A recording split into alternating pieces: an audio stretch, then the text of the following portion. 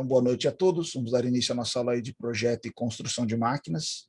Hoje, terça-feira, 2 de março, turma do horário CD Noite.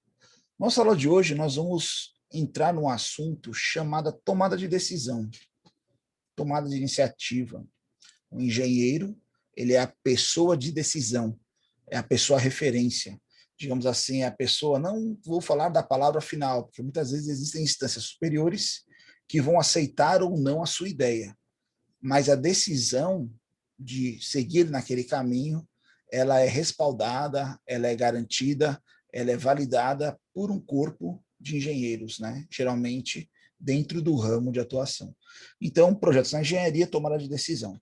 Esse assunto, a gente discute ele hoje, justamente depois daquela atividade que foi proposta a vocês, de desenvolvimento de um produto, de um elemento, de uma peça, né? Que no nosso caso foi a caixinha lá de papelão para o invólucro de 3 rodízios, né?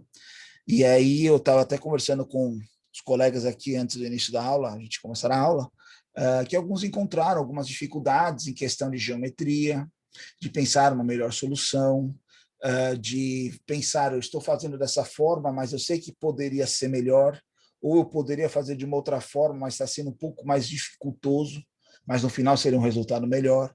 Então, tem diversas situações que nós vamos nos deparar na nossa vida profissional, nessa questão do que estou desenvolvendo uma ideia, ou tenho um problema e preciso chegar a uma solução, né? E nesse meio do caminho, quais são as melhores decisões? Será que aquela decisão que eu vou tomar, ela é ok? Será que aquela decisão que eu tomei, ela vai ser garantida? Será que aquela decisão que eu tomei suporta, aguenta? Será que eu desenhei, aguenta, não quebra, né? Ou seja, tudo isso são dúvidas que sempre vão existir, mas cabe a gente se respaldar em cálculo, no nosso conhecimento e em diversas outras ações e ferramentas, no qual vão garantir o sucesso daquela ação, daquela decisão, tá? Então nós vamos falar sobre decisões hoje. Opa! Primeiramente, né, desenvolvimento de uma solução. O início do projeto conceitual, né, ele determina as principais soluções por meio de 2 formas. Então, a necessidade de tomar uma decisão, entendam, achar uma solução, uma saída, né, um resultado, por 2 formas, análise ou síntese. O que seria análise? É a decomposição e desdobramento do problema, divisão em partes. Então, se eu tenho um problema maior, eu tenho um problema macro, isso é mais usual para o engenheiro, né? É a forma analítica. Ele vai pegar esse problema, dividir em várias etapas ou várias partes distintas e vai solucionando cada uma dessas partes. No total, ele vai solucionar o problema. Então, muitas vezes, se eu tenho um problema lá de uma quebra, eu consertar a quebra é uma solução de problema, mas eu pesquisar a causa, né, daquela quebra já é outra consequência, já é outra situação. Eu pesquisar a consequência daquela quebra já é outro fato. Mas, professor, por que eu pesquisaria a consequência da quebra? Para eu mesmo chegar à decisão se vale a pena eu consertar ou deixar quebrar, né? Tem várias situações ali que nós podemos nos deparar. Então, análise é essa decomposição. Eu vou fazer uma análise de diversas situações. Já abstração ou síntese, né? Estabelecimento de interligações entre os elementos com abordagem sistêmica, ou seja, caracterização de cada parte em específico, em um olhar crítico e comparativo. Ele é muito mais do lado do viés, vamos dizer assim, político, eu costumo falar, né? Tem muitos que vão pensar assim, não quebra, não deixe quebrar, porque isso impacta no resultado final, ou deixe quebrar, porque é irrisório em função da parada, e várias outras considerações. Então, tem análise de vieses distintos em função daquele problema, né? Segundo esse autor aqui, né, o Paul, vou citar ele algumas vezes, são os trabalhos, são alguns livros muito bacanas, ligados a essa parte de engenharia e tomada de decisão. O projeto conceitual, né, se refere à fase que, após o esclarecimento do problema, quando você tem ciência total do problema, né, da necessidade, por isolamento dos principais requisitos técnicos, a elaboração das estruturas de cada função e a busca, né, dos principais funcionamentos adequados dentro da sua combinação de estrutura, de funcionamento. definem o princípio, projeto de solução, solução do projeto ou projeto de solução, assim por diante. Ou seja, é você pegar várias partes, entender o funcionamento, entender o que impacta ou não, o que está certo e errado, e ir corrigindo e adequando até chegar na solução final. Nem sempre isso é possível, mas na maioria das vezes a necessidade, quando você... A gente está usando muito o exemplo aqui de problemas, mas quando você vai para um desenvolvimento, a criação, é a mesma linha de raciocínio. Tá? Pessoal, essa aula é bem teórica, então qualquer dúvida, questionamento, perguntem, tá? Comentem, a aula é bidirecional. As etapas iniciais do projeto, né, ou projeto conceitual, consistem em quê? Primeiramente, sempre quando a gente tem uma demanda, seja um problema, seja uma necessidade, buscar soluções por meio de literaturas, patentes, benchmark, brainstorm, você pesquisar, dar um Google lá, né, na ideia. Você vai ver o que tem no mercado. Muitas das vezes, o problema que nós estamos encontrando, outras pessoas já encontraram, ou ele é um problema comum em diversas áreas e já pode ter ocorrido soluções, algumas viáveis, outras não. Ou até mesmo alguém já comercializando uma solução. Essa expressão é muito comum, comercialização da solução. O problema é se a comercialização da solução surge porque a pessoa enxerga que aquele é um problema incomum para diversas pessoas. Partindo dessa pesquisa, você vai fazer a criação ou representação, né? Por meio de diversos elementos, criatividades ali, onde você ou vai fazer um discurso, né? Você vai explicar verbalmente a solução, ou você vai fazer uma maquete eletrônica por meio de uso de softwares, um desenho, um protótipo, uma validação, um teste, né? Depois que você fizer essa pesquisa e filtrar essas informações e aplicar ali em algum conceito onde você já vai fazer essa defesa, essa representação, você vai chegar à seleção da solução por meio de métodos avaliativos. Ou seja, nem sempre haverá uma única solução para um problema, mas você vai pegar elas de formas isoladas, poderá testar, validar de alguma forma cada uma delas e extrair ou a melhor, ou ainda a partir de soluções distintas, fazer uma síntese de melhores pontos de cada uma para chegar numa solução mais cabível, né? E esse tudo que a gente está falando cabe ao desenvolvimento do projeto. Eu vou usar muito o exemplo da caixinha, por exemplo. Quando a gente pega ali a caixinha, eu pensei na geometria, um exemplo. Eu sei qual vai ser o posicionamento e o volume. Qual o melhor fechamento? Vamos pesquisar tipos de fechamento. Vi alguns modelos aqui, vou tentar colocar ali no meu modelo para ver qual melhor se encaixa, faço testes. A partir daí eu chego na solução. Vou usar essa parte em cima e essa parte embaixo. Um fechamento diferente de ambos os lados, ou vou inverter alguma característica da peça, né, da minha caixa, e assim por diante. Os princípios de solução e configurações de projeto em condicionamento tecnológico são constantemente influenciados por quem? Novas tecnologias, novos materiais, novas descobertas, que podem proporcionar combinações inovadoras e, assim, permitindo sempre melhorias e outras novas soluções. Então, é muito comum, às vezes você vê uma nova tecnologia que chega no mercado e ela rapidamente é absorvida ou some, ou ela é superada. Sempre estão desenvolvendo, sempre estão evoluindo, sempre estão criando além, né, daquela caracterização. Então, ou seja, o que limita hoje, eu falo muito isso, o que limita hoje o projeto é a criatividade do engenheiro. Mas também, esse cara criativo, ele é limitado em função de novos materiais, novas tecnologias, disponibilidade dessa tecnologia para ser aplicada ou desenvolvida ali dentro daquele âmbito, e assim sucessivamente. Ou seja, são vários fatores. Logicamente, se a gente ficar sempre parado, pensando em todos os problemas, todas as necessidades, situações, vamos enlouquecer. Não chegaremos a um resultado. Sempre vocês, como engenheiro, têm que ter um discernimento de chegar num ponto de estabilidade. Eu cheguei aqui numa solução onde ela é satisfatória, e eu, como engenheiro, já sei que ela poderia ser melhor. Todos nós sabemos que estamos, principalmente nós que estamos criando ou desenvolvendo. Mas eu tenho que parar ali, porque senão eu nunca termino, senão eu não consigo lançar. A partir do momento que você coloca no mercado, você coloca e implanta essa solução, isso vai gerar outros parâmetros para você, fora do seu campo de visão, fora do seu âmbito, fora da sua zona de conforto, vamos falar assim. E aí você pode ver outras necessidades que surjam, outros problemas, que você vai já agregando e otimizando o seu projeto.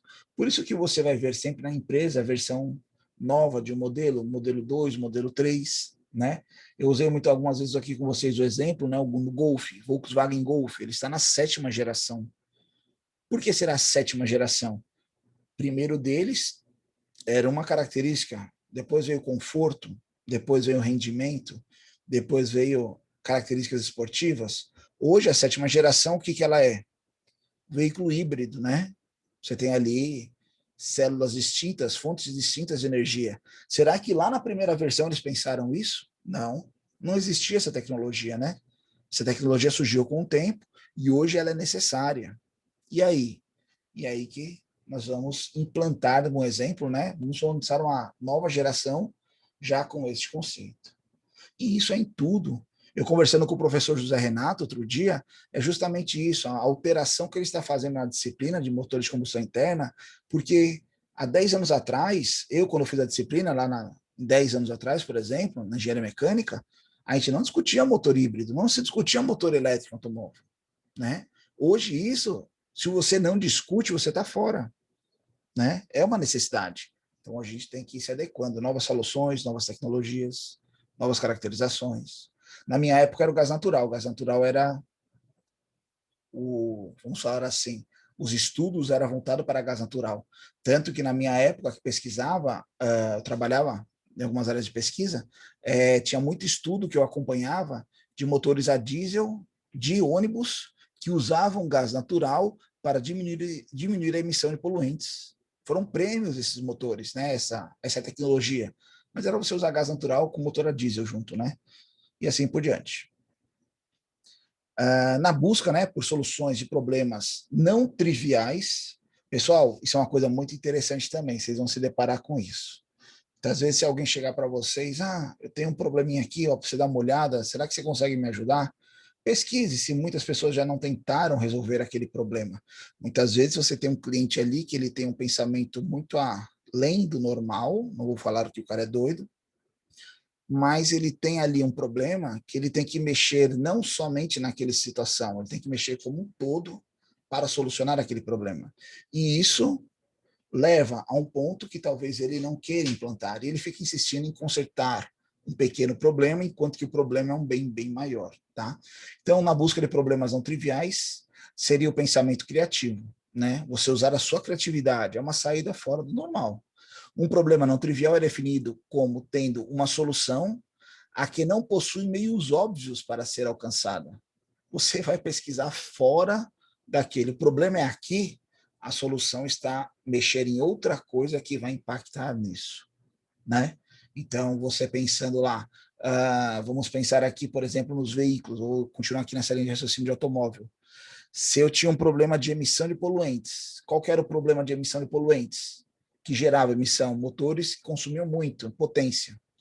Por que eu tinha motores potentes? Porque eu tinha carros pesados, né? Carros pesados, então se eu mexer ali na potência dos carros, em questão de carcaça, estrutura, materiais mais leves, outros materiais, eu preciso de menos energia para deslocar aquela massa, nova massa, né, de volume. Ou seja, mais eficiência nesse lado. Compensação também, a questão da queima, da composição do motor. Você pode ter outras características. Hoje nós temos motores 4 tempos, 3 cilindros, uma coisa que não se pensava muito tempo atrás. A retirada de um cilindro, você tem a mesma potência num veículo com uma cubagem menor, ou seja, um consumo menor de combustível, eficiência, né?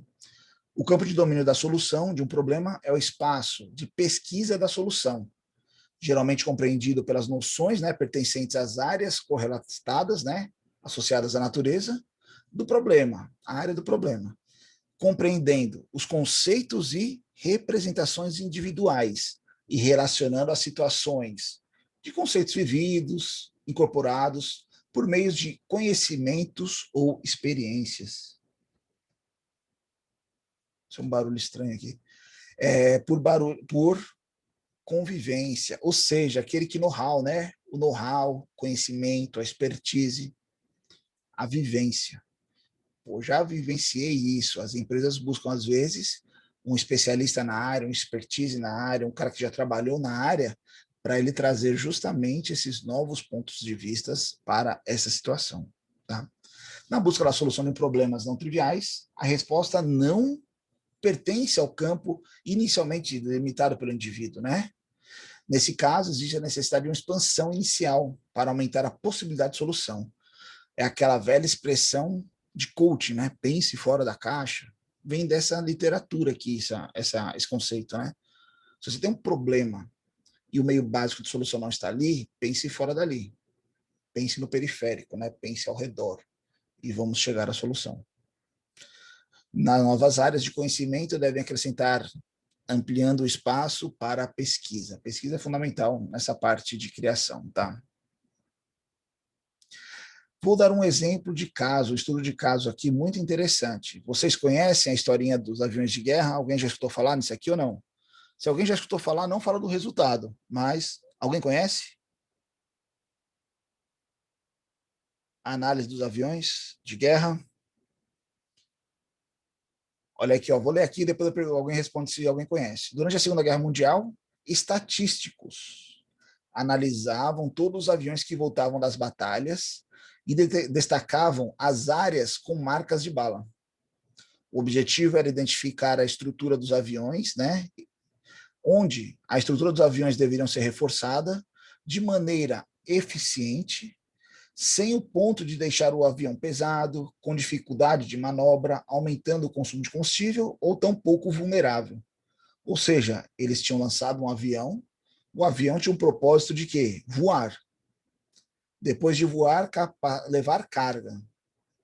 Depois, ser a prova de balas, né? Foram aumentando os requisitos aí. Alguém conhece essa história ou não? Tem alguém por aí?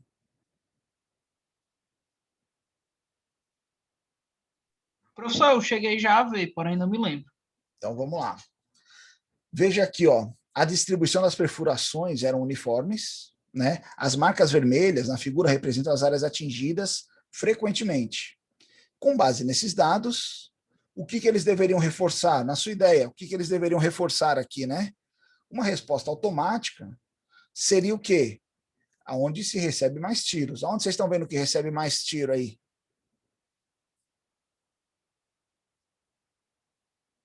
Onde tem essas marcações vermelho. Pronto, olha aí. Então, aqui que nós pensaríamos inicialmente em reforçar, né?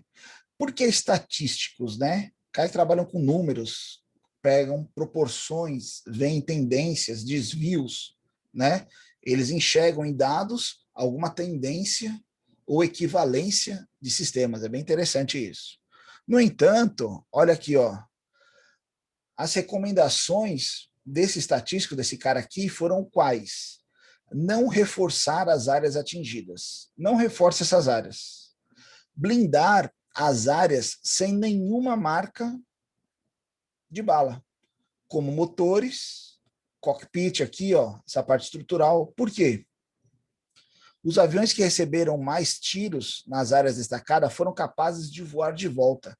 Esses aviões eles foram analisados porque retornaram.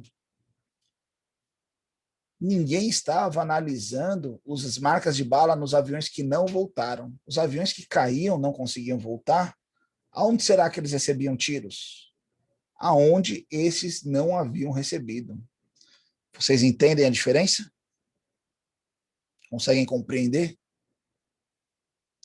Quem é esse cara? É um matemático, nascido na Hungria aqui, né, antiga Hungria, com significativas contribuições na teoria de decisões, associadas à geometria e econometria, né, sendo um dos principais pesquisadores na área de estatística, análise sequencial e pesquisador da Universidade de Columbia de Nova York.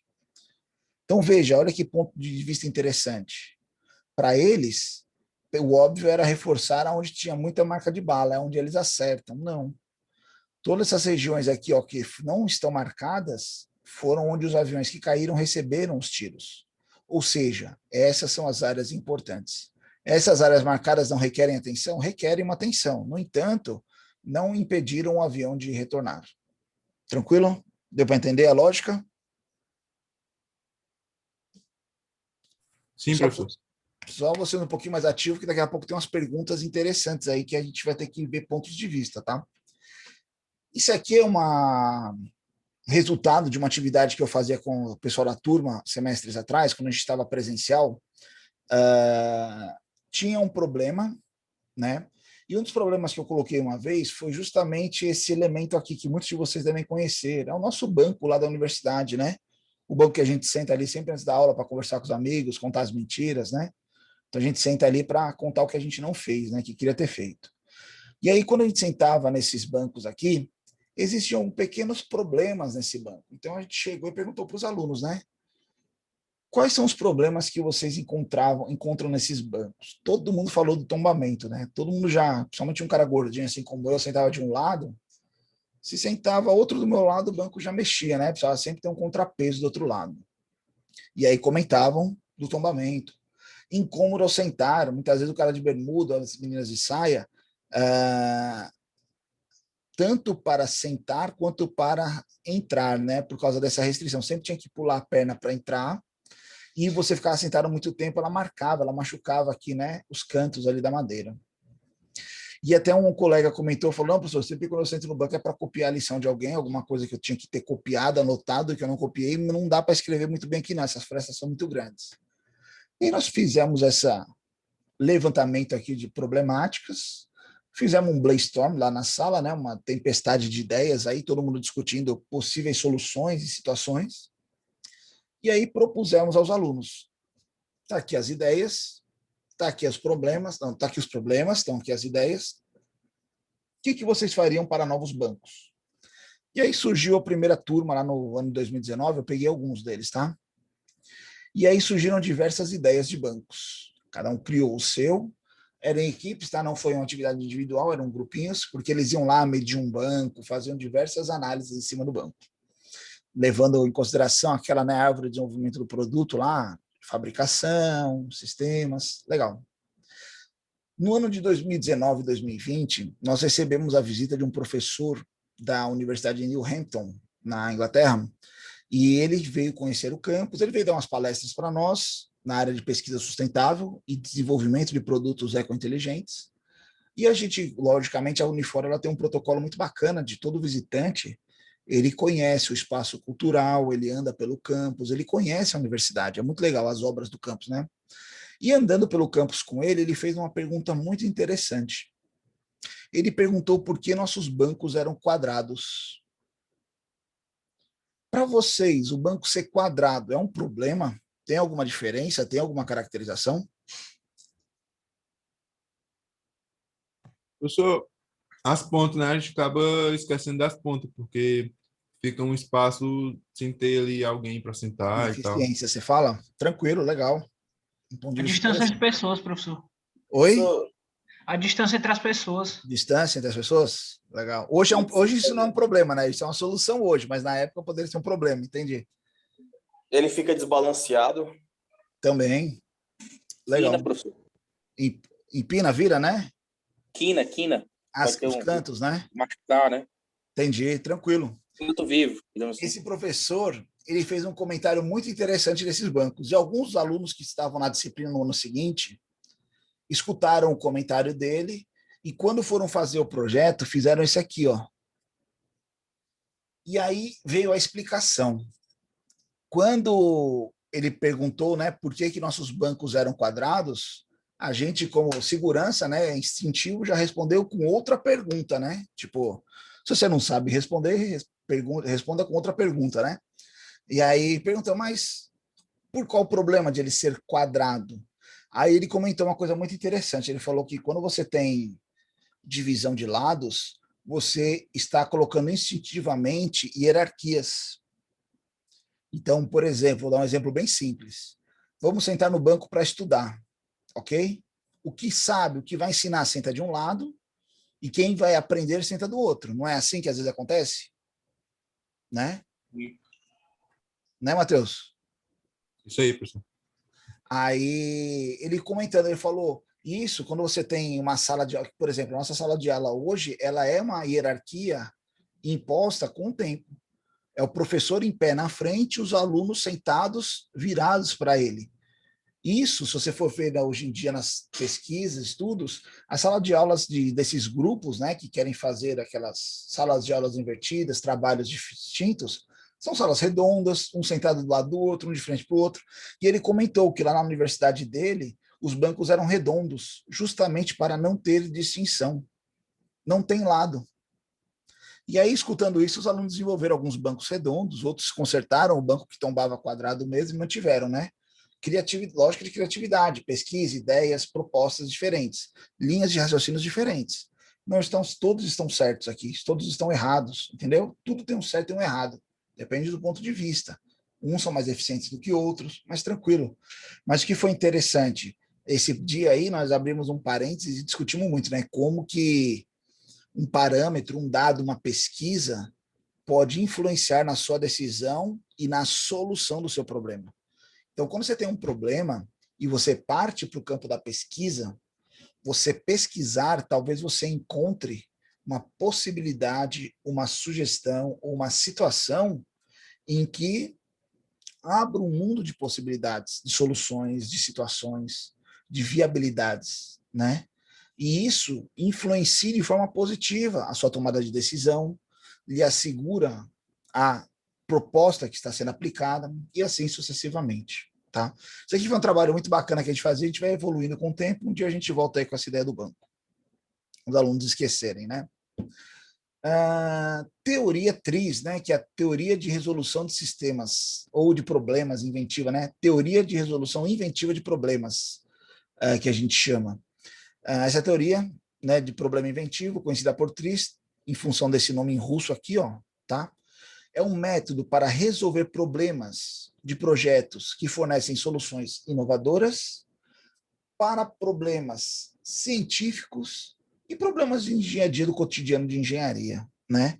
É uma categoria muito interessante, foi criada por esse, vamos dizer aqui, ex-União Soviética, né? Um ex-russo aí, talvez, na antiga União Soviética, na década de 40, consiste numa metodologia, né, de projetos na qual busca-se uma solução ideal para um problema dentro do conhecimento atual e que permite a evolução sistemática com o avanço do conhecimento ou da tecnologia. O computador usou essa metodologia. Quando foi desenvolvido os primeiros computadores, eles tinham um problema de espaço, mas eles sabiam que o espaço não era um problema. O problema era o quê? Processamento, velocidade, armazenamento. O espaço eles tinham de sobra, mas eles precisavam otimizar os processos. Então, aquela mesma carcaça antiga de um computador, ela perdurou por anos. E ali dentro foram surgindo as evoluções, caracterizações, condicionamentos, aonde foram evoluindo o sistema. O primeiro desenvolvido foi permitido essa evolução. E assim sucessivamente, várias coisas. Um celular hoje, por exemplo, ele parte desse princípio de desenvolvimento. Você tem uma carcaça, você tem uma tela, você tem um princípio, uma fonte de energia. Mas como você otimizar ela, você pode ir evoluindo. É aquele sistema que às vezes você entra no celular e tem lá, né, a tecnologia assim, ativar modo desenvolvedor. Já viram isso em alguns aplicativos? Ali ele está abrindo para você criar e desenvolver, otimizar no seu sistema. Logicamente, ele está coletando essas informações que ele vai usar para otimizar o processo dele. Tá? A sistemática TRIZ considera a hipótese de que há princípios inventivos universais, existem STIGs, né, viradas de chave, ideias, luzes, né, eu falo, vi uma luz, né?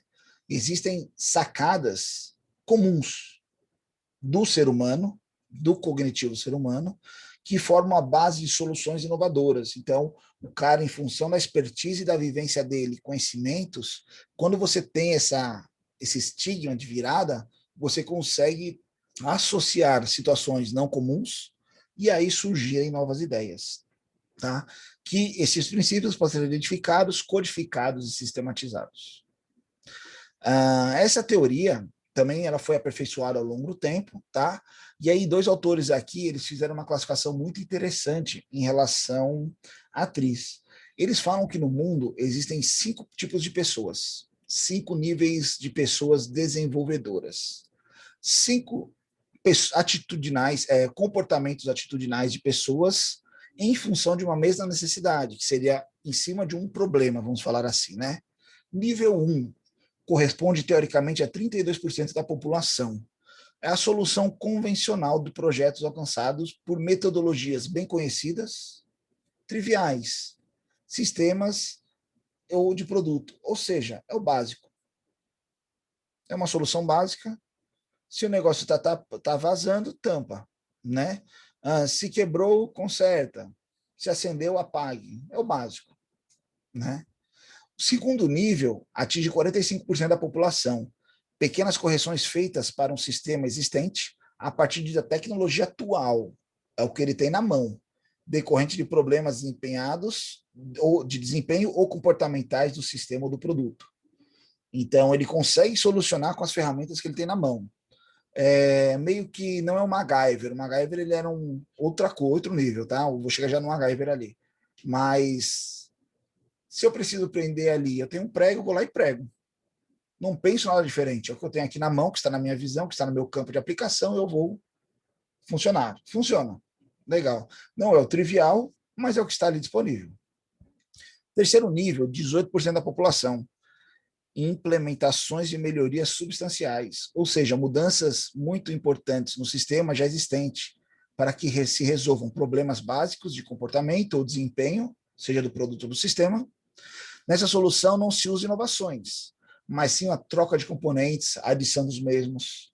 Eu não vou mudar o princípio, mas eu vou tentar melhorar. Se está caindo, por que está caindo? É por causa do arranjo que está ali, então vamos mudar o arranjo. Tá? Nós não estamos incrementando nada, implantando nada, nós só estamos apenas modificando e solucionando a problemática. Quarto nível, ele atende apenas 4% da população.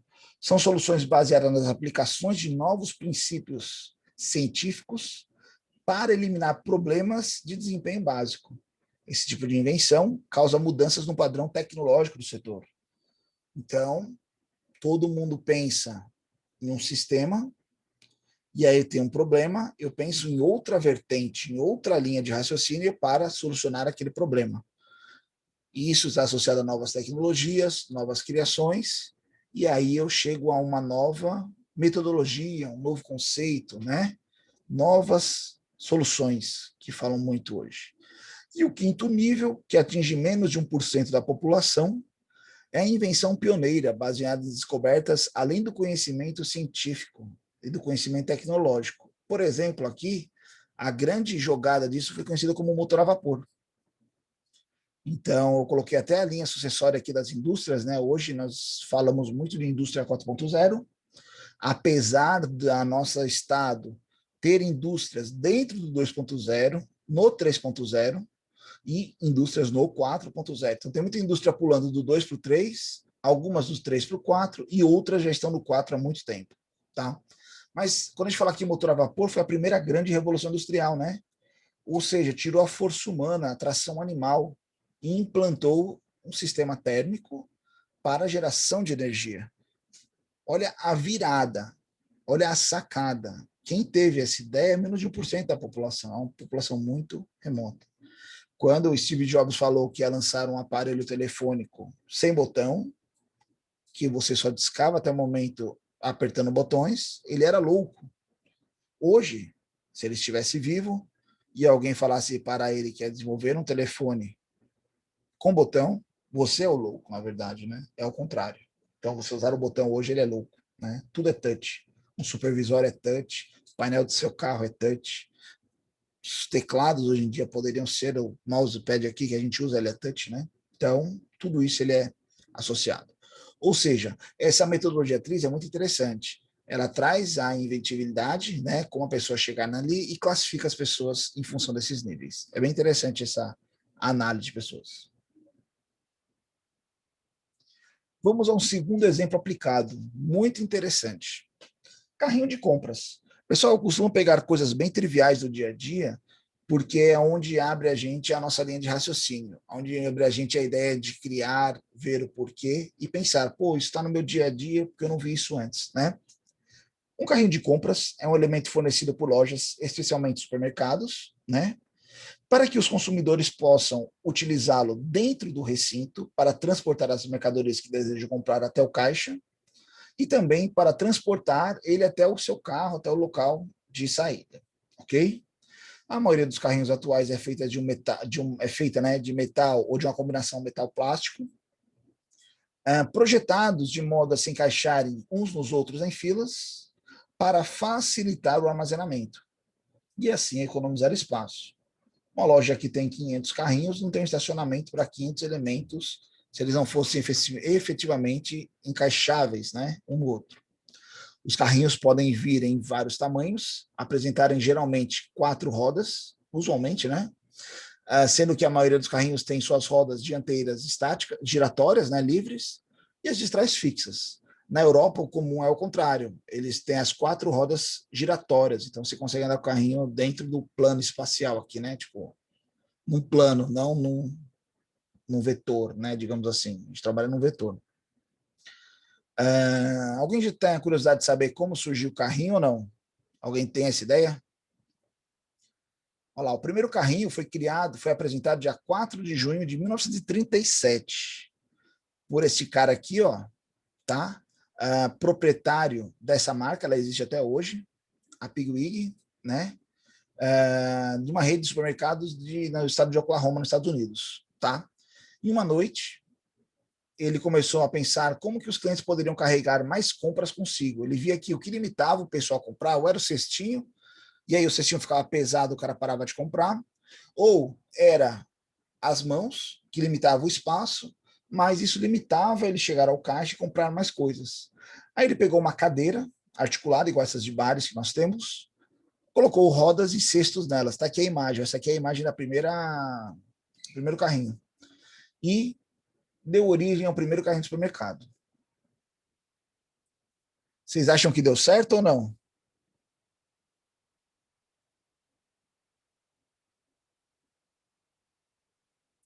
Olha lá. A invenção inicialmente não agradou os consumidores, né? Os homens achavam os carrinhos femininos e as mulheres achavam que eles se assemelhavam aos demais carrinhos de bebês. Qual foi a solução para o cara para isso? Ao contrário de vários modelos masculinos e femininos, né, após contratar, na verdade, vários modelos masculinos e femininos, pessoas bonitas, arrumadas, andando, empurrando seus carrinhos pela sua loja, começaram a fazer sucesso. Então, eles viam que aquela pessoa arrumada usava o carrinho, ele também poderia usar. Tá? E em 1946, este outro cara, sócio dele, né, que era dono de outro mercado, o George O'Donnell, né, trabalhava com sistemas de refrigeração, desenvolveu o carrinho, formamos que conhecemos até hoje. Essa é a patente universal do carrinho, tá, da década de 50, e é que nós temos a imagem até hoje da patente do carrinho. Tá? Questão do encaixe, questão dos cestos, é bem interessante. Pessoal, só uma ideia. Vocês conhecem a história do Silvio Santos? Como ele começou ou não? Alguém já leu o livro dele, a biografia? Alguma característica assim? Mais ou menos. Estou vendendo, né? Vendendo. Vendedor, né? Caneta, Camelô. se não me engano. Camelô. Isso. Você conhece essa história dele aqui de contratar modelos, essas coisas ou não? Já escutou falar? Não, essa parte não. O Silvio Santos, quando ele era vendedor, era ele e ele tinha 2 funcionários. Um para vender, outro para comprar. Vocês entendem isso ou não? Vamos lá. Tinha um cara vendendo, tinha a banca, e um ficava vendendo. Toda vez que chegava um cliente e começava a olhar alguma coisa, vinha o outro funcionário que estava do lado de fora e comprava. Chegava lá, pô, bacana isso, legal, eu estou precisando, não encontro em canto nenhum, só tem aqui, eu quero 2. Pegava, pagava e comprava. Ou chegava lá, nossa, isso aqui é muito bom, funciona, eu tenho lá em casa, é excelente, eu queria outro. E comprava. Isso induzia as pessoas que estavam vendo a comprar. Então ele tinha 2 funcionários, um para vender e um para comprar. E isso ficava ali estimulando as pessoas. Foi justamente a mesma tecnologia, a mesma teoria utilizada aqui, né? Pô, ninguém quer usar os carrinhos, porque eles acham feio. Mas se pessoas bonitas, arrumadas, usarem o carrinho, eles vão se achar que também podem usar. Se eles podem, eu também posso. Se ele é bonito, eu também sou bonito, né? E aí a gente vai utilizar. É bem interessante essas histórias. Se quiserem pesquisar aí. Logicamente, hoje eu acredito que vocês devem fazer compras. Opa, Ítalo. Ele mesmo gerou a demanda dele. Com certeza. Ele tinha controle sobre o que vendia, né? Você pensar, é fenomenal isso aí, né? Você já viu, existem teorias, dessa é a teoria da fila, né? Existem locais que já foram feitos vários testes que tem pessoas que ficam ali só para compor a fila. Depois que a fila está formada, essas pessoas saem. Elas não continuam ali. Elas têm que dar origem a uma fila, porque você passa e vê uma fila, desperta a curiosidade, né? E chega a curiosidade do ponto do pessoal entrar para saber o que é aquela fila, né? Então, são várias teorias nessa instintivo humano, né? Que mexe com a curiosidade humana ali. Então, a gente comentando aqui, ó, então, hoje, né, ó, diversos modelos de carrinhos de supermercado surgiram, né? Então, a gente conhece todos esses modelos. Modelo pet, as famílias estão trocando filhos por animais de estimação, né, ó, para acessibilidade. Alguns materiais plásticos, metálicos e assim por diante. Ou seja, surgiram diversas situações. Vendo esse mercado, né, veio uma empresa e perguntou, na verdade é uma empresa, é um estudo feito no Sudeste brasileiro, e perguntou, e eu vou perguntar a vocês, agora aqui, eu vou me dar o papel de pesquisador e vocês vão ser o meu campo amostral, minha população de amostra. Você, como usuário de carrinhos do supermercado, está satisfeito com os modelos atuais disponíveis? Vocês estão satisfeitos ou não? Sim ou não? Mais ou menos? Não sei. São os dois aí, se expressem se estão satisfeitos ou não? Ok, Em professor, relação tá ao... servindo. Sim, professor, satisfeito. Satisfeito? Tá servindo o carrinho. Tá servindo, né? Por que tá servindo? Assim, porque Ele ele que eu não consigo estaria... colocar as coisas, eu consigo colocar as coisas e mexer ele. Então, o É o esforço que eu suficiente. faço não é muito grande, é Entendi. confortável e ok. Aí eu vou para a terceira aqui, ó. Se perguntasse a você uma sugestão de alguma modificação de melhoria nesses carrinhos de compra, vocês teriam alguma sugestão de melhoria? Transformar eles em robô, pronto. Tem o RAP para Só isso aí, essa. né? Os Antônio Máticos, a gente chama, né? Aqueles que acho que a AliExpress tem, que compra, pega os pacotinhos e sai mexendo nos trilhos. Mas será que não vai ficar muito caro fazer compra no mercado desse? Daqui a 40 anos, né, professor? Quando baratear toda a tecnologia de robótica. Entendi. É uma saída aí, né? Mas no que nós temos hoje, vamos pensar aqui na nossa cidade, nosso estado, nossa situação, não pandemia. Vamos deixar a pandemia aqui entre parênteses. Mas vocês teriam alguma sugestão de melhoria nesse carrinho ou não? Mais básico que seja, vamos colocar pisca-alerta neles, colocar seta, independente, né? Sempre tem uma ideia maluca aí que pode ter fundamento ou não. Professor, regular a altura daquele suportinho que você segura para empurrar, porque muitas vezes tem pessoas que são muito altas, aí precisa ficar com o braço muito esticado para empurrar, e tem gente também que é um pouquinho baixinha. Olha aí, ajuste de altura, fica mais né? ou menos Legal. na altura do peito, aí fica difícil. Ajuste de altura, legal. Interessante. Colocar uns protetores nos rolamentos das rodas deles, porque tem uns que ficam travando, né? Olha aí. Ou manutenção, né? Ou um plano de manutenção, né? Talvez. Mas interessante, uns rolamentos melhores, né? Blindados ali, talvez. Legal. Foi com base nessa situação que se juntou um corpo de engenheiros, né? Um grupo de pessoas como nós aqui, digamos que nós fôssemos uma empresa, e aqui é nosso setor de pesquisa e desenvolvimento, nosso P&D, né? E nós estamos aqui hoje em 11 pessoas. Então, estamos a equipe aqui em 12 pessoas. E aí eles fizeram um brainstorm, aquela tempestade de ideias ali, né? Foi realizado para que os projetistas pudessem pensar em requisitos que talvez fossem importantes no ponto de vista do cliente, no desenvolvimento de um carrinho de supermercado para seu posterior uso, né? O que eles fizeram? Nessa tempestade de ideias, eles fizeram um levantamento de requisitos que eles julgaram importantes. Veja que aqui nós estamos falando de um ambiente fechado. Ambiente fechado que a gente fala assim, é uma sala de um escritório com 12 engenheiros dentro. Nós estamos ali dentro, nós vamos pensar ali, entre a gente, né? E aí levantamos quais requisitos aqui, ó. Qualidade, carrinho modular. Antes de eu falar aqui dos elementos, foi feito também aquela classificação ali, como se fosse uma análise SWOT, né? Qual teria o maior índice de importância ou não. Então, eles colocaram ali, né? Ó, cada ponto levantado pelos projetistas foi ali avaliado entre 9, 3 e 1, sendo 9 a nota mais alta dos itens, considerado de grande importância, 3, importância intermediária, e 1 praticamente irrelevante, sem importância. E aí essas pessoas sentaram e pararam e pensaram. Qualidade das rodas, ó, eles colocaram como muito importante, né? Carrinho modular, modularidade, é importante. Limpeza, é importante. Rodas giratórias, 360, mais ou menos, né? Preferência de material, se eles fossem materiais distintos, também relevante, mais ou menos, né? Compartimento posterior, divisórias, tecnicamente aqui era a ideia, né? Mais ou menos. Rodas com trava. Será que ele precisava de trava ou freio? Ah, professor, o supermercado é plano, tranquilo, mas sempre tem aquela criança empurrando o carrinho, às vezes, né? Se dá uma travadinha lá, talvez iniba a criança. Pode ser relevante ou não. Altura regulável, na concepção deles, talvez eles tinham uma altura padrão aí, né, Ítalo? Para eles era irrelevante a altura. Empilhamento ou encaixe ali um do outro, né? Irrelevante.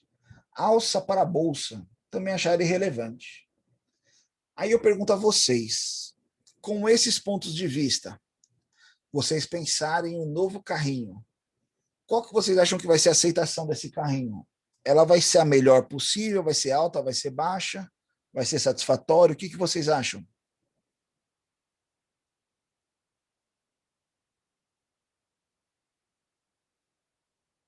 Podem se expressar, pessoal. Aqui não tem ideia certa ou errada. São pontos de vista.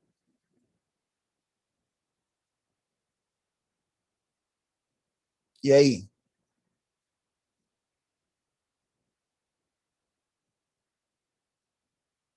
Eu caí minha conexão ou tá todo mundo pensando?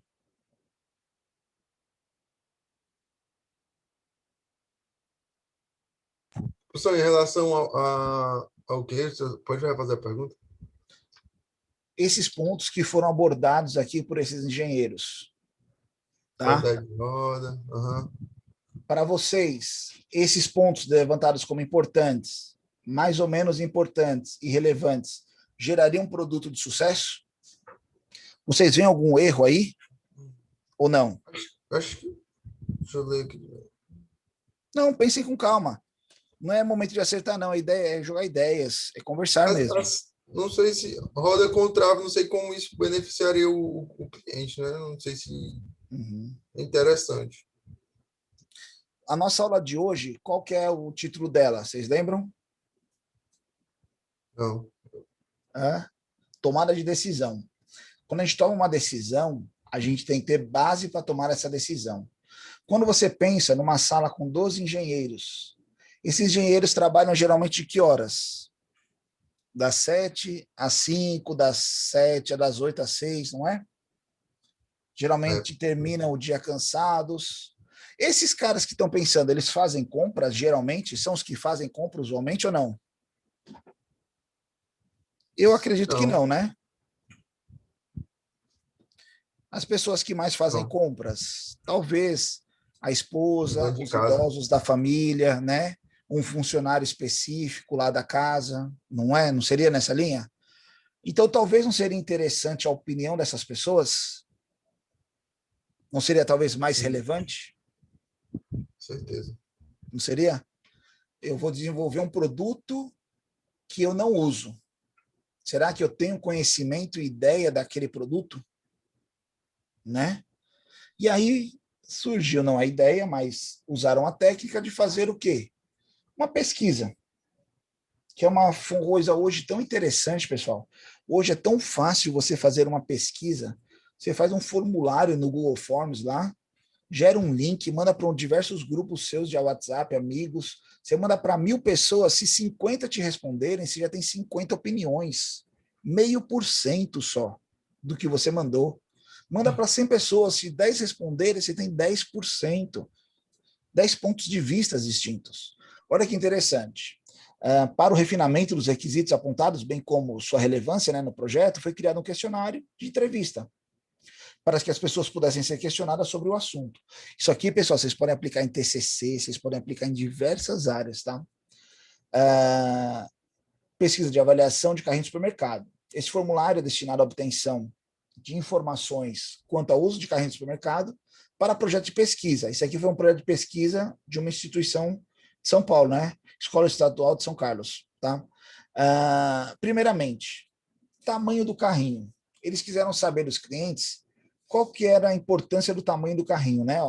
Quantas sacolas, em média, você compra cada vez que vai ao supermercado? Será que aquele carrinho, somente aquele carrinho grande é a saída, somente o carrinho pequeno é a saída, ou tem que ter os dois? Eles fizeram essa pergunta. Carrinho modular. Um carrinho nos quais você pudesse organizar suas compras, lhe interessaria? Com divisórias, áreas talvez produto refrigerado e outros não. Seria de interesse seu? Conforto. Qual aspecto do carrinho seria um critério na escola? Qual o aspecto do carrinho seria um critério de escolha de supermercado? O carrinho para vocês hoje é uma opção para escolher ou não supermercado? Para algumas pessoas sim, para outras não. Alguns vão por preço, outros vão por qualidade do produto, outras vão por disponibilidade de produto, acesso, outras vão por essas facilidades, né? Qualidade, ó. A qualidade do carrinho seria um critério na escolha do supermercado, sim ou não? Né? Segurança. Se você se sentiria seguro em colocar uma criança no banquinho do carrinho, a gente nem vê mais muito esses banquinhos, né? Mas você colocaria lá uma criança? Há alguma sugestão de melhoria que você faria para propor o carrinho? Para propor um novo carrinho? Com base nesse questionário, chegamos a alguns posicionamentos. Isso é o mercado dizendo, hein? Não são os projetistas. Na primeira pergunta aqui, né? Quantas sacolas em média você compra no mercado? A média que foi colocada aqui foi de 3 a 5 sacolas. A gente sabe o volume da sacola, a gente sabe mais ou menos o volume de 3 a 5 sacolas. Então, pretensiosamente, se eu fosse comprar carrinhos modulares, carrinhos de tamanhos distintos, seria interessante eu investir nesse nível de carrinhos aqui, que tem maior procura, do que eu colocar metade desse tamanho, metade do maior, metade do menor, né? Veja que como isso já dá parâmetro de escolha para a gente. Carrinho modular. Um carrinho com módulos do qual você pudesse organizar suas compras. É interessante para você? Aí, mais da metade aí falou que sim. Poucos falaram que não. A se pensar, né? Conforto aqui, melhoria de modular, né? Um carrinho com módulos nos quais você pudesse organizar suas compras. Não, desculpa. Qual aspecto do carrinho que seria um critério para a escolha do supermercado? Olha aqui, a maioria respondeu o quê? Rodas. A rodinha seria um dos pontos mais importantes. Falaram em divisórias, tamanho, e olha outro ponto aqui, que ganhou tamanho e divisória. Ninguém tinha falado até o momento. Limpeza. Será que o carrinho que nós pensamos lá, inicialmente, ele pode ser higienizado, lavado, facilmente lavado? Eu brigo muito, é uma coisa que sempre bate em mim, se eu vou no Pão de Açúcar, nada contra nenhuma rede de supermercados. Pão de Açúcar, eles usam um modelo de carrinho hoje, que é onde você põe a mão ali, é cheio de estrias. Nunca aquelas estrias estão limpas. Não tem como se limpar aquilo direito. Eu acho um carrinho altamente porco, altamente sujo, em função daquela ponta onde a gente coloca as mãos, né? A parte de pegada do carrinho. Vocês percebem lá quem não conhece. A qualidade, né? A qualidade do carrinho seria um critério de escolha do supermercado? Muitos falaram que não, a maioria falou que não. Tranquilo. Segurança. Você sentiria seguro em colocar uma criança no carrinho? Sim. A maioria falou que sim, quase metade não, hein? Talvez não podemos pensar. Sugestões. Melhoria nas rodas foi disparado, todo mundo comentou aqui, melhorar as rodas dos carrinhos. Divisórias foi pequena de hoje, tamanho foi bem relevante, freios, foi levado em consideração, e surgiu um outro ponto aqui, calculadora. Opa, calculadora. Interessante, né? Ninguém tinha falado nada disso. Comentaram dos robôs, né? Talvez esse seja o início do robô. Vamos lá. Aí o que aconteceu? Eles pegam esses parâmetros iniciais pensados e vão comparar com o que o mercado falou que necessita, os usuários, né? Então, a qualidade das rodas é extremamente importante para ambos. Modularidade do carrinho, que eles achavam importante, não é importante para a população que usa. Limpeza, extremamente importante para eles, não é importante para a população. Eu sou um que me preocupo com limpeza, tá? Rodas 360 esteve no mesmo nível. Material, ó, que para eles eram irrelevantes, para o mercado se tornou relevante. Comportamento posterior, compartimento, né, posterior igual. Rodas com trava, o mercado falou que é irrelevante, né? Como o colega falou também, não vejo aplicação para esse freio, tranquilo. Altura ajustável, ó. Poucas pessoas ali, Ítalo, ó. Todo mundo é alto ou baixo lá, essa altura média lá dá certo, o carrinho. E possibilidade de empilhamento, ó, a população falou que é importante. Alça para a bolsa, ninguém comentou. Excesso de volume, não foi cogitado, mas falaram que é muito importante. Ruído, ó, também foi colocado como importante. Está associado diretamente à roda. O barulho que a roda faz incomoda as pessoas de andarem no supermercado. Elas se sentem incomodadas. Então, você tem aqui uma nova viés, uma nova matriz de importâncias que já dá um outro direcionamento ao seu projeto. Se você fizer o seu projeto embasado nessas importâncias, você terá um resultado. Nessas importâncias, com certeza, é outro resultado. E eu, André, agora falando, acredito que se você trabalhar na vertente aqui que o mercado fala, que o povo diz, o povo é a voz de Deus, né? Que o povo fala, talvez eu tenha uma aceitação maior, né, do meu produto. E aquele ponto, calculadora, né? O cara falou calculadora. Vou mostrar para vocês agora uma sugestão interessante, né? Ó, dentro das sugestões surgiu isso aqui, depois nós vamos pesquisar.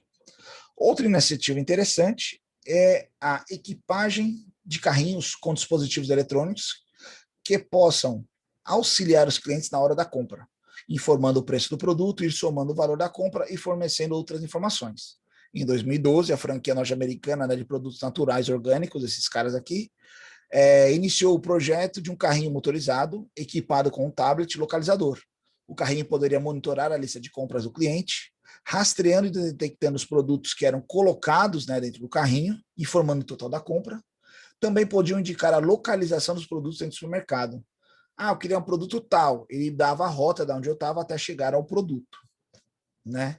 Tá aqui o modelo do carrinho. Tem o videozinho aqui da propaganda deles. Pessoal, se o vídeo estiver travando, depois tem um link aqui no YouTube para vocês assistirem, tá? Mas tá aí o carrinho sendo testado, logicamente supermercado bonito, né? Todo mundo arrumado. Então a pessoa vai andando, tem uns sensores lá que vão fazendo o mapeamento, né? Ela quer comprar um produto, ele mostra um mapinha lá. Então você tem aqui uma tela, né? Talvez uma calculadora, uma lista de materiais aqui, não sei. Olha aqui mapeando lá até chegar no produto. Conforme ela vai colocando, não é só jogar dentro, tem um leitor de código de barras aqui que ela precisa passar, né, para ele ler. Tá?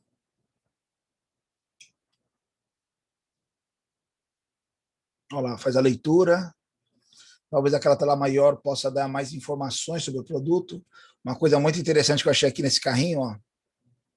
Deixa eu ver se eu consigo voltar. Só um instante aqui. É que meu mouse ele fica com... Aqui nessa parte do carrinho que ela coloca o produto, olha aqui, ó, alças internas para alguns produtos aí que você queira aprender, colocar diferente, né? Ó, achei interessante isso aqui também. Vamos continuar aí nosso vídeo. No final, ela nem coloca no caixa, né? Ó. O carrinho mesmo, ela passa o cartão e só alegria, né? Vai embora. Pergunto a vocês. Porque isso para vocês é interessante ou não? Sim ou não, primeiramente?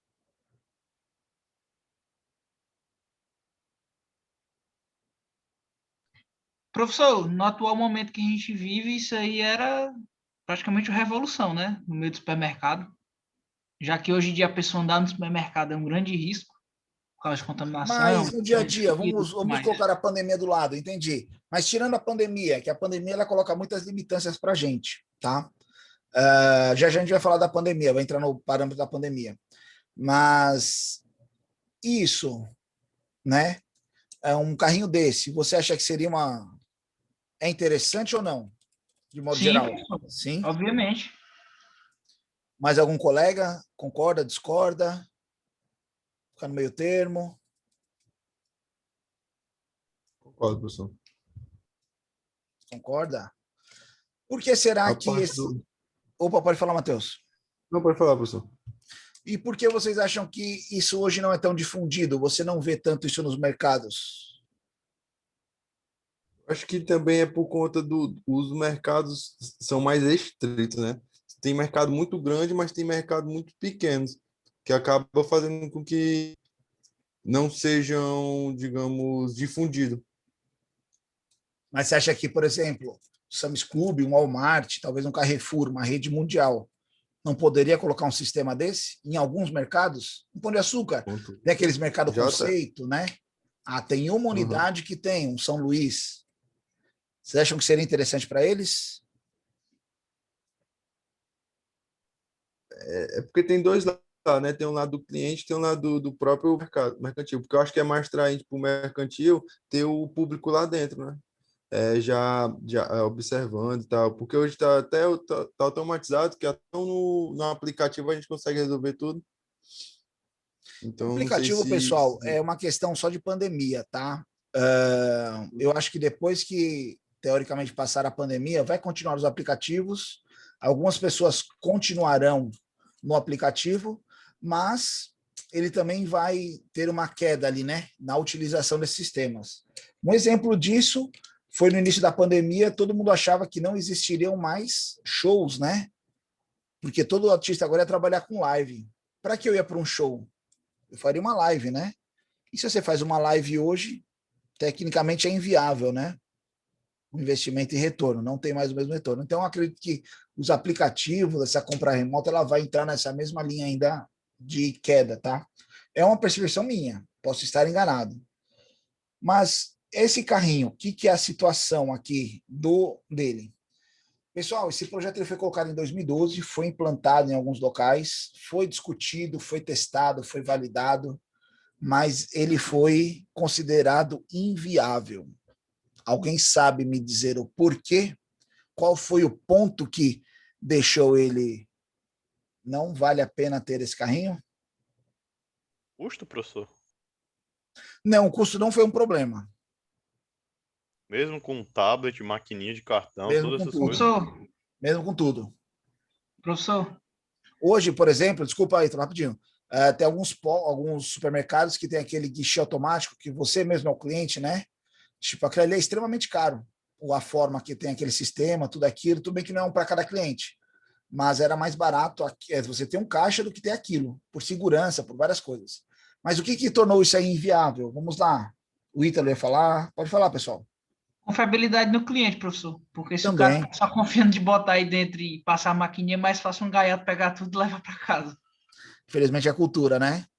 A cultura não foi o maior problema. Sabe qual foi o problema? A partir do momento que eles colocaram uma tela aqui, onde o cliente poderia ir somando a compra dele, isso levou um despertar no cliente do poder de decisão de compra. Chega no momento, quando você faz compra hoje no mercado, são raríssimas as pessoas que vão somando o valor das compras, né?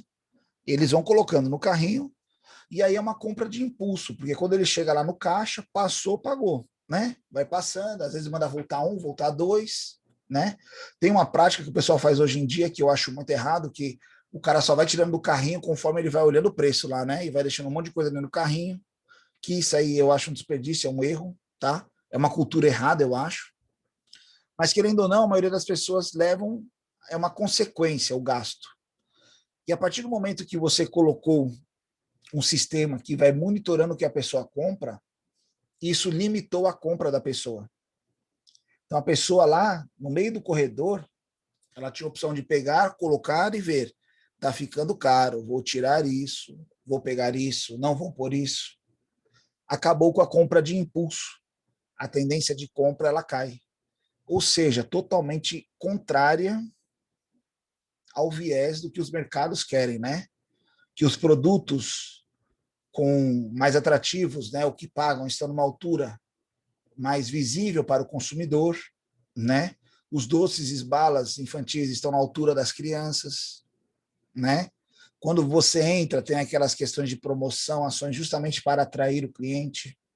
Muitas vezes, para você pegar um produto básico, você tem que atravessar todo o supermercado para justamente passar em outras seções. Então, tudo isso que eles trabalham para induzir você à compra, ele quebra, ele cai quando você tem esse poder do cliente decidir o que levar. O que inviabilizou esse produto foi justamente isso.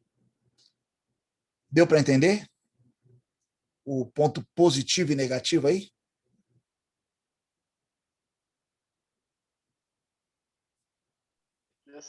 Sim, professor.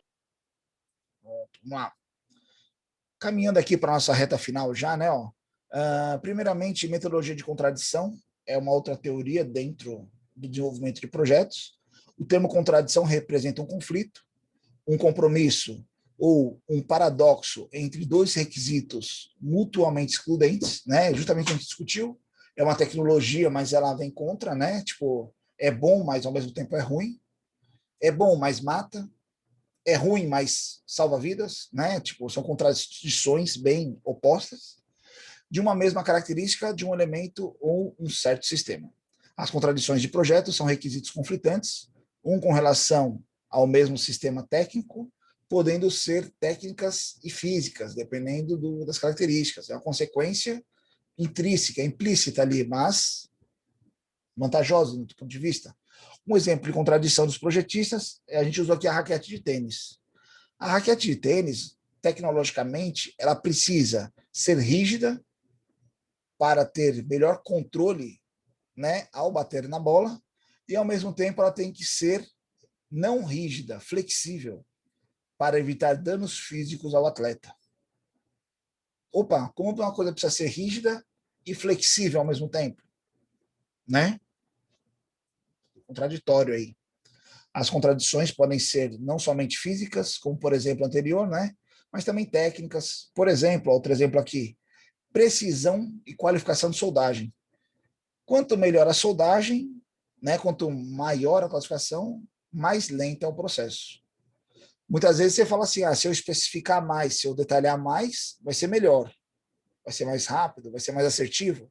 Não, na solda, quanto mais detalhamento, mais precisa a solda, mais lento é o processo. Totalmente o oposto, né? Projeto preliminar ou anteprojeto é um outro ponto de vista interessante. Temos um autor aqui, né, o Paul, que ele fala que o processo do anteprojeto é bastante complexo, porque muitas atividades, né, são desenvolvidas simultaneamente. Então, você está trabalhando todos os problemas, todas as partes, subdivisões ao mesmo tempo. Então, você tem muito sua mente, sua ideia, sua capacidade dividida em várias etapas. O processo interativo de ajuste do modelo teórico experimental, bem como as modificações que influenciam em regiões previamente especificadas. Então, você vai dando ênfase a cada ponto, a cada caracterização. Além das funções de projeto e dimensionamento, né, a solução construtiva, os aspectos de segurança, ergonomia, montagem, transporte, tudo aquilo que a gente discutiu no início da disciplina, tem que ser levado em consideração. Senão é um ponto paradoxo, é uma inviabilidade do seu projeto. Que adianta eu ter uma ideia massa se ela não pode ser montada, se ela não pode ser reciclada, se ela não é segura, né?